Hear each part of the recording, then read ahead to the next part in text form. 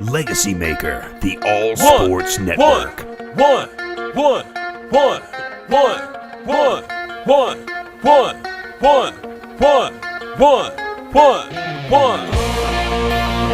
Welcome to the one-on-one. When it comes to ratings, man, we number one. I get the truth, then I give them the scoop. If anybody got a question, I give them the proof. Welcome to the one-on-one. When it comes to ratings, man, we number one. I get the truth, then I give them the scoop. If anybody got a question, I give them the proof. Welcome to one-on-one at Legacy Maker Sports Network. Hello, everybody. Darrell Owens, Legacy Maker Sports Network, and welcome to another edition of 101. Season 2 is here. We've already had our first episode in the season. We had Darrell Kelly of the New Orleans Saints on here, and now today we have the two-time All-American. And also, he was in the NFL. He's done a lot of great things. Wahoo wah, baby. Wahoo wah. I'm not even gonna act like I don't care right now, but the former UVA star, Mr. Elton Brown. How you doing today, sir? Pretty good, brother. I appreciate you having me on. I'm excited about it.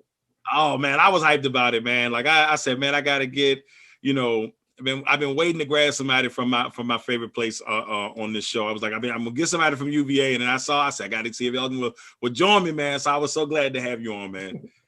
I'm glad it could be me. I appreciate it. All righty. So as we always do here on 101, we start off with the check-in. So, Elton, I want to check in on you and your family, how things have been going through the pandemic, how you've been handling the pandemic, how you guys navigating through this crazy time. Everybody's fine.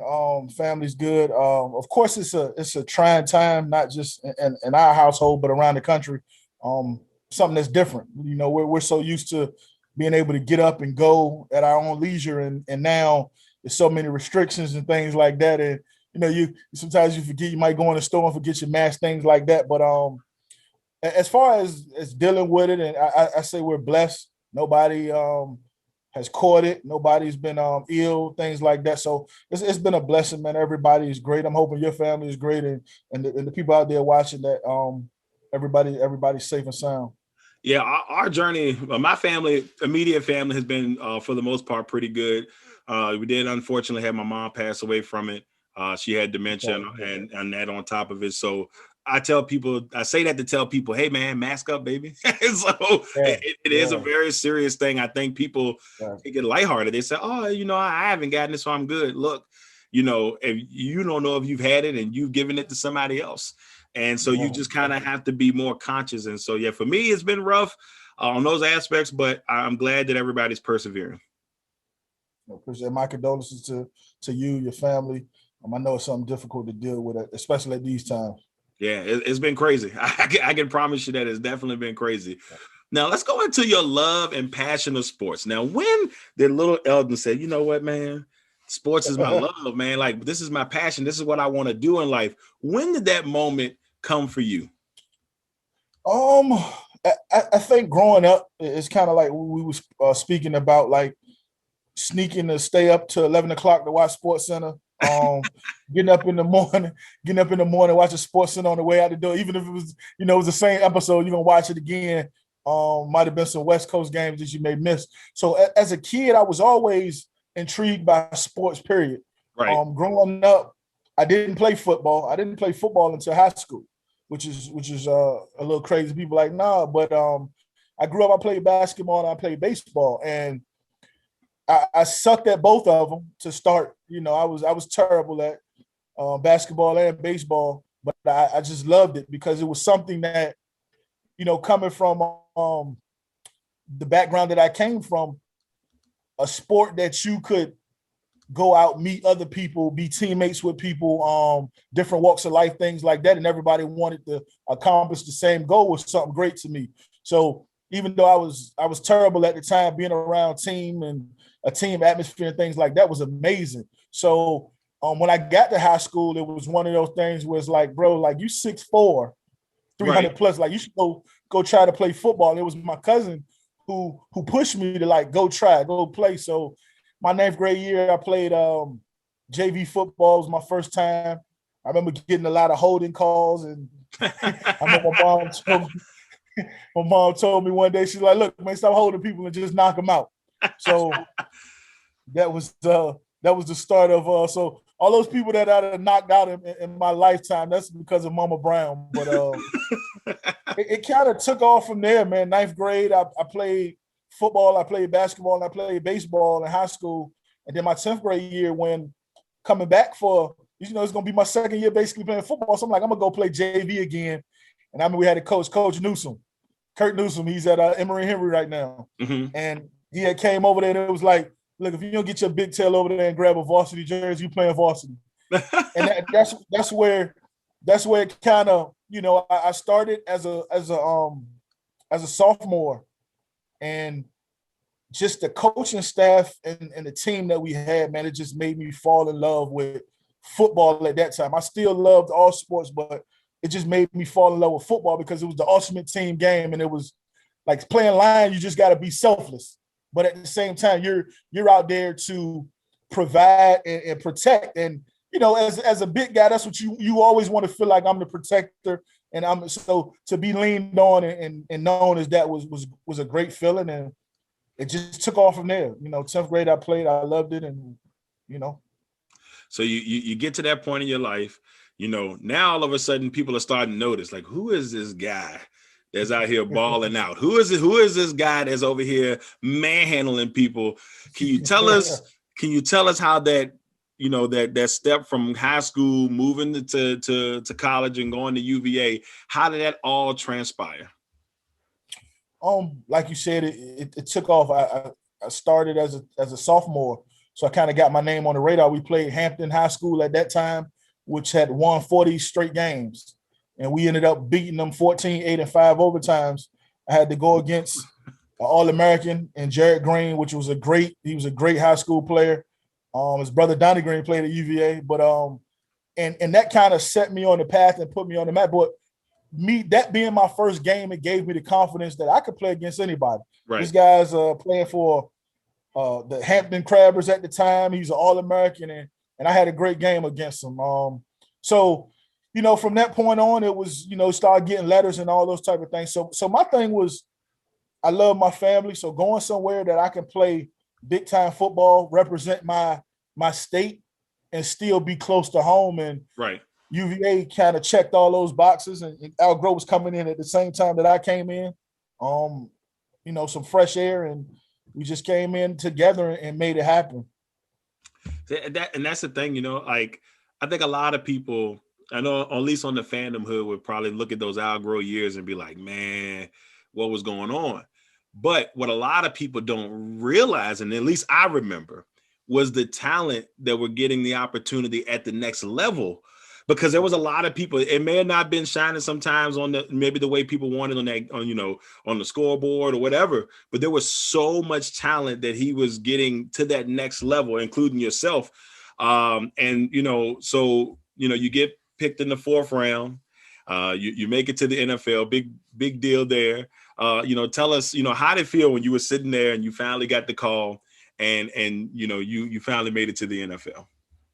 It was great, man. It's kind of like one of those things where, regardless of what you do, if you pick up a basketball when you're a kid, you want to get your name called in the NBA draft. If it's a baseball, it's the baseball draft. Football. So when it became a reality for me that I wanted to play football and I fell in love with the game, mm-hmm. the ultimate goal was to get my name called. And so it was some things that I never shy away from. I made mistakes when it came leading up to the draft, and it cost me.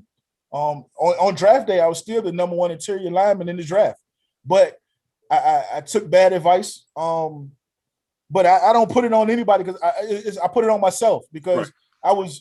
I could have made my own decisions. But you're a young 22-year-old, 23-year-old kid, and you're trying to figure out things. So I didn't work out at certain things. When I did work out, I got injured. So it was a lot of questions and it was a lot of unknowns. So I'm grateful for Denny Green, rest his soul. I'm grateful for the Arizona Cardinals for seeing past those things and giving me an opportunity because, without that, I wouldn't say I don't know where I would be, but I did stack it up and I said, man, this is what I want to do. I did get my degree from UVA, but I did say, man, I want to go play in the NFL, and I bust my butt to make that opportunity come true.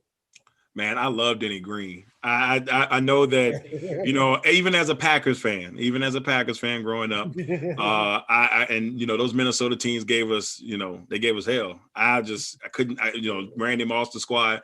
But I still think, you know, a lot of people, and I'm not 100% if you were involved in this game, but the Chicago game, when you're involved in the game, when he in the press conference, I gotta ask you, like, how was that? You know, you see you it still makes me giggle now. Coach Green was like, you know, they are who we thought they were, and I loved it. But just you know, just elaborate on Coach Green, you know, real quick. Just give me a little insight on what type of guy he really was.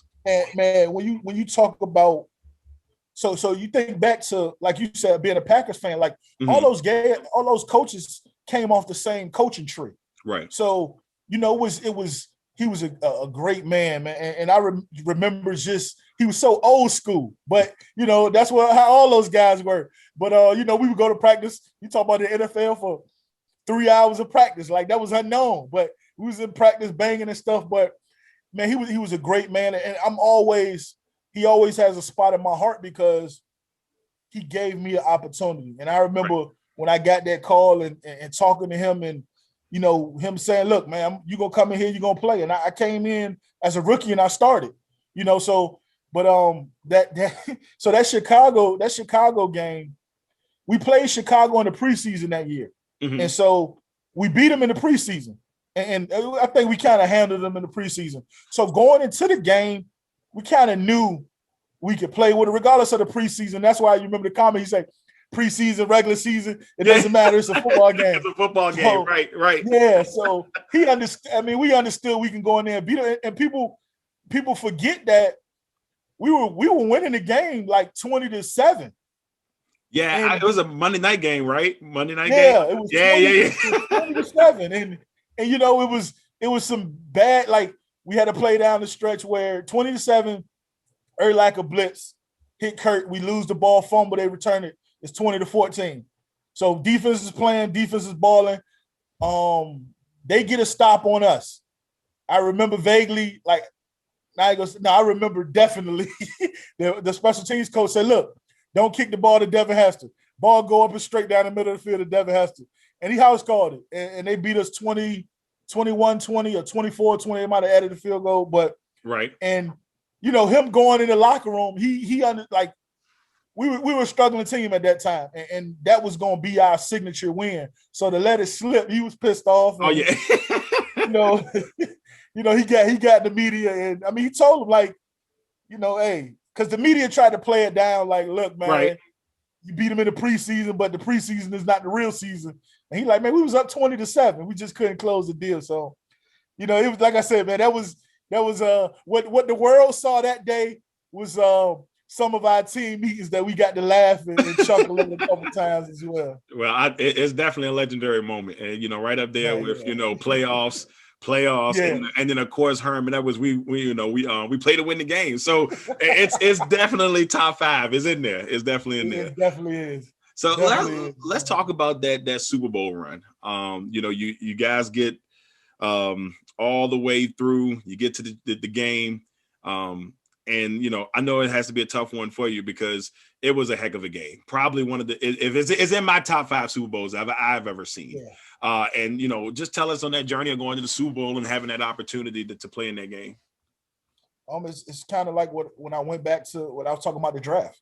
When you're shooting in the backyard basketball, you think about making the final shot in the finals, or you know, hitting the home run in the World Series. So to get to that ultimate stage was a blessing. It was a great opportunity. Right. I think we caught fire at the right time. We went to New England that year, and I think it was week 14, week 15 maybe. Mm-hmm. And Tom Brady and Randy Moss was there, and they punished us in the snow. Like I remember Wes Welker making snow angels in the snow after he caught a touchdown, but they punished. I think it was like 45-7. And when we got back to Arizona, like coaches was pissed, and like we put pads back on. We had pads on for like 3 weeks, put pads back on, and that was the turning point in that season. And we caught fire down the stretch. Fitzgerald probably had one of the greatest playoff runs ever from a wide receiver standpoint, actually from an offensive player standpoint. And Kurt Warner was just Kurt Warner. And to get us to that stage and actually be on that stage and have the opportunity to win it, it says a lot about a team that went from, I think, my first year 5-11, my second year 5-11, 8-8, and then 9-7 that year to be able to go to the Super Bowl. So it was a great opportunity, man. Man, it's crazy. I just remember the game, and I remember to play the Fitzgerald, and he said, I said, yo, man, they got it. And I've always been one of those guys that, if my team's not in the game, I'm rooting for the team that's never, got that ring, or they, you want to see that organization get. And I was like, come on, Arizona, all the years that when growing up, how bad did we hear about, oh, Arizona's this, Arizona's that. So to get to this opportunity, to get to this point, I knew it. And then, and then obviously, you know what happened from there. So I'm not going to have you harsh on too many of those memories, but it was definitely a great game. Now in your career, now in your time in life, you are one of the coaches at the Apprentice School. And I want you to kind of give our listeners a little bit of detail about the Apprentice School and what you guys do down there. So it's a unique situation. Our guys is what it used to be. People used to think like the Apprentice School was just grown men down there going to work at the shipyard and playing football. And like now it's more of a traditional college atmosphere. The only difference is our kids actually work, get paid, and go to school. So they work and they build the biggest, baddest warships, for the country and for the Navy. Right. And so it's still college. When they come over to play football, it's still college football. Mm-hmm. So the only difference is they go to school some days, they go to work some days, and they get paid. And with them getting paid, we're not an official NCAA member, but we're an NCAA affiliate. So we count as a Division II game when we're playing teams. This year we made. I said this year. The last year we played, which was 18, I guess 19 or whatever. 19. We traveled and got a money game for the first time in school history. We went to play the D2 team in Illinois, Quincy. Mm-hmm. So it's one of those things where Coach John Davis, who I'm always appreciative of and thankful for, because he gave me my opportunity. I'm able to coach college football now because of him. So, but he's turned the program around. They had some bad seasons. From 2012 until we got there in 18, they had won like a total of maybe 13 games. Right. And in our first 2 years, we surpassed that in just our 2 years. So, he has a great idea of a vision of where he wanted the program to go. And now, we had a great momentum going into the whole COVID thing, but I'm just looking forward to getting back and seeing what we can do.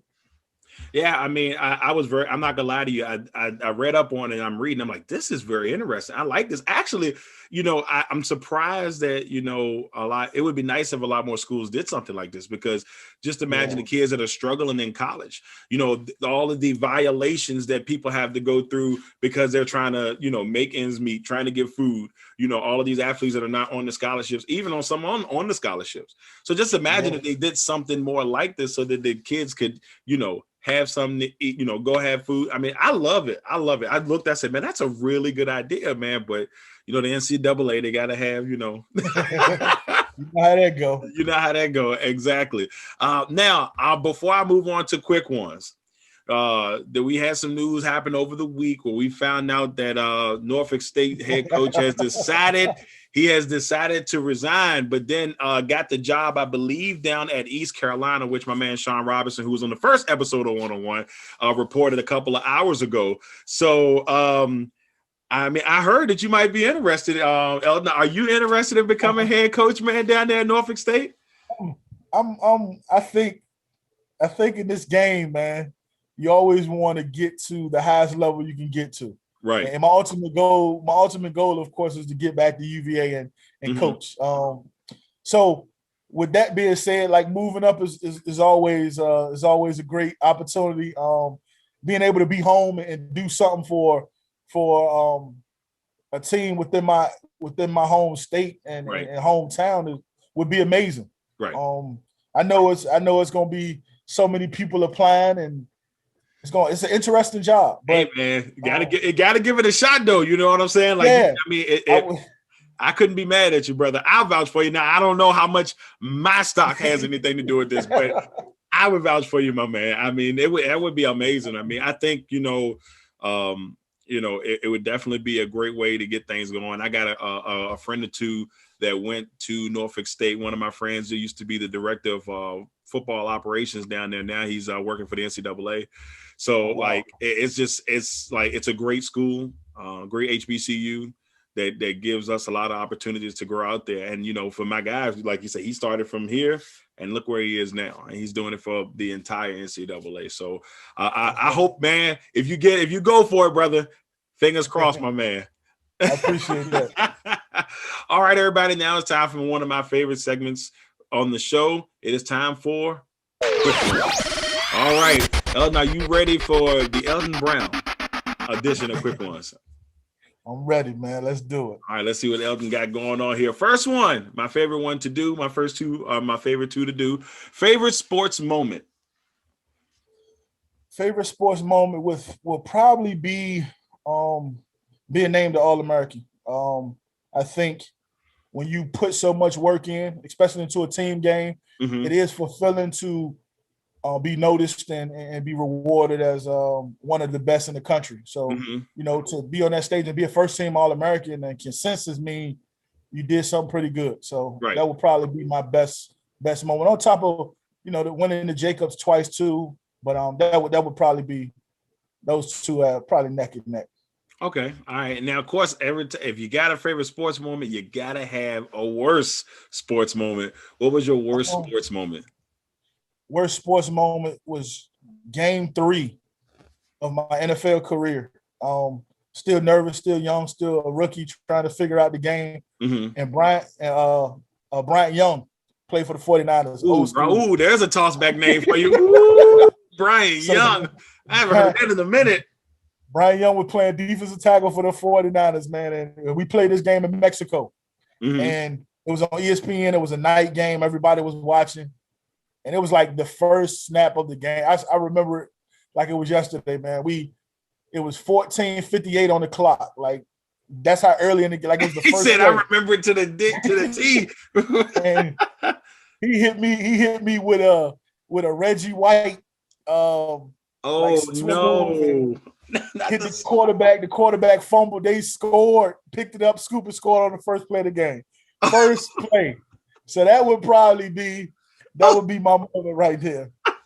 Not the Reggie White, not the move though, baby. Not the move. I mean, hard too. Almost knocked me clean to the other side of the field. If you know Brian Young, at that time, Brian Young was probably about 15, 16 years in. So he had that old man strength too. Yeah, man. I mean, he's a former Pro Bowler. Mean, he was as tough as they come. I mean, I ain't messing with Brian. No, man. Brian, as soon as you said that, I said, oh boy, yeah, Brian Young that's not a game. That's not a game. Man. All right, now this quick one I got. I had Derek Kelly on last week. Offensive lineman for the New Orleans Saints, and I wanted to ask him this, and I cannot believe I forgot to ask him, but I'm definitely going to ask you: Is the O-line the most disrespected position in all of sports, or at least in football? Because I feel like the big men don't get that love that the other positions get sometimes. Do you feel like it's the most disrespected, or am I a little bit on the left on this? I think you're spot on with it. But what was crazy was it was so many people. Let me tell a story. Like, I say it like this. I felt that way going into UVA. And one of my things was like, be so good that they can't ignore you. Right. And at UVA, like at that time, like linemen weren't being talked about. And like they had gave me so much, it became like uncomfortable almost, because I was like, yeah, man, linemen don't get credit. So I'm gonna play harder. They gonna know who we are and know who I am. And then it started coming and it was like, oh wow. So, y'all want to talk to me today. So, but to answer your question, it is, especially when it comes to pay, man. You know, you get the guys that get the big bucks, and you got those Secret Service guys in front of them doing all the heavy lifting. So I would have to agree with you on that one. That's a very good analogy. The Secret Service guys, I like that. That's probably the next. It's actually a really good analogy. You think about it. I mean, the guys, the things that you have to do. You know, if the president goes down behind you, that's all on you, brother. That's all on you. Yeah. So they don't look at the quarterback. They look at you like, man, look at this. This guy had to know. Exactly. All right. Now, next one here. Now, this is my favorite. I like to do a random one here. I want you to give me your top 3 movies of all time. Top 3, and I'm a movie guy, so this is gonna be. I'm about to mess you up. This is gonna be crazy. Mess you up. I'm gonna go. I'm not gonna give you an order. I'm gonna just give you 3. All right, I can deal with that. Okay, so you know how I came up. Boys in the Hood would always be like one of my go-tos, one of my top movies. This was gonna be like people might not know, people might will. 5 Heartbeats, man. I love the 5 Heartbeats. I love the 5 Heartbeats. So, and then the next one would be. I'm an old school guy. Even though these movies now are good, like I'm an older, like. Right. It might. I might have to stay, man, like Minister Society, man. And okay. Stay back that way. That's a pretty solid list. Now, I mean, I gotta check. Your office hours are from 9 to 5, correct? From 9 to 5. 9 to 5. Get your butt on up here. Oh man, I'm telling you right now. Oh man, it's so many classic moments in it, and the soundtrack was fire. I mean, I think 5 Heartbeats is probably in my top 15. I know that sounds weird. I like a lot of comedies. But I'll give you my top 3. To be fair, number 1 for me, The Last Dragon. Love The Last Dragon. That's I was gonna say, that's my movie, man. The Bruce Lee all day. Sho'nuff is a hero in certain places of the world. That's what I'm saying, man. So like, I got to go with Bruce Leroy Incorporated. Number 2, Coming to America. That's what I'm excited about tomorrow. I know a lot of people are not excited about, the premiere of the new one, but I'm excited about the new one because I think that it may not be the old one, but I think it at least will, help us continue the story. I don't want it to be the first one. I just need it to be funny enough to be like, that was solid. I can deal with that. Yeah. So I got Coming to America, and then my number 3 is a lot of people haven't heard of it, but that was the Cherokee Kid with Sinbad in there. It was an HBO movie that came out like in 1997, man. And as a kid, I'm a huge Sinbad guy. So for me, those are my top 3. It's not a bad list. It definitely, if I stretched it to 5, man, I definitely would have had those your first 2 in there. All right, I can deal with that. Yeah. I can definitely deal with that. All right, everybody. That was the Elton Brown edition of Quick Ones here on the Legacy Maker Sports Network. And before we get off of here, of course, Elton, I want to thank you for coming on and being a part of one-on-ones here on episode 34, our second episode of season 2. And like I said, just thank you for coming on.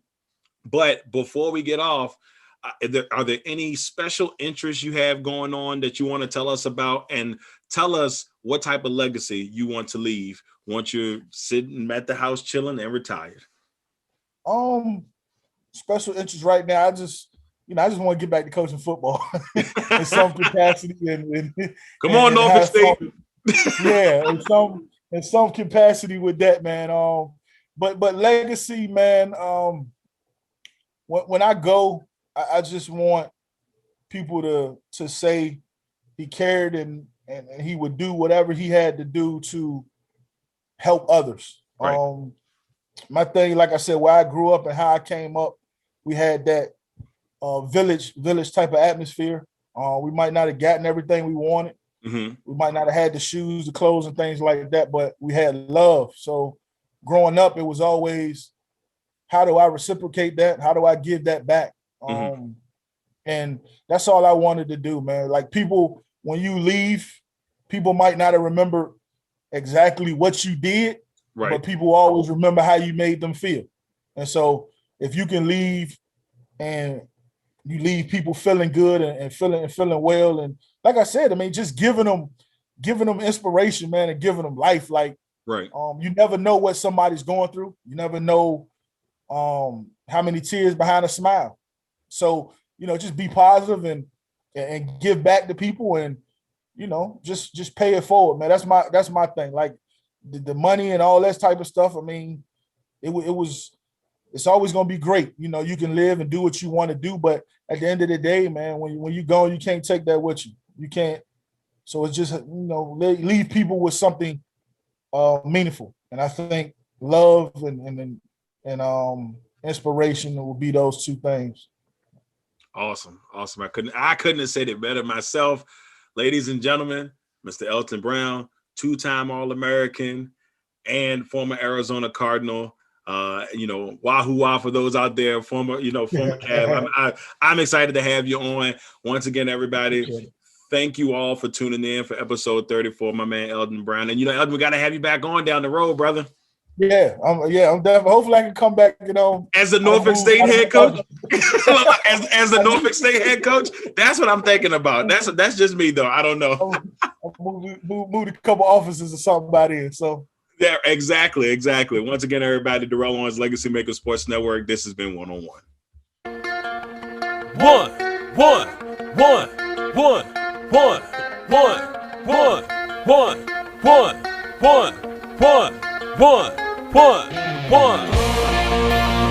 Welcome to the 1-on-1. When it comes to ratings, man, we number one. I get the truth, then I give them the scoop. If anybody got a question, I give them the proof. Welcome to the 1-on-1. When it comes to ratings, man, we number one.